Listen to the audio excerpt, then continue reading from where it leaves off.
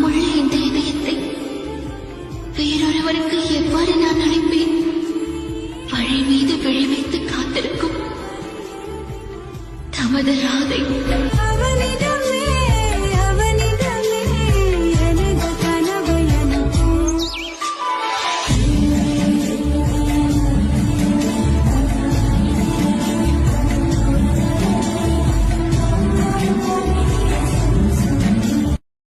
தாமுள்ள இந்த இதயத்தை வேறொருவருக்கு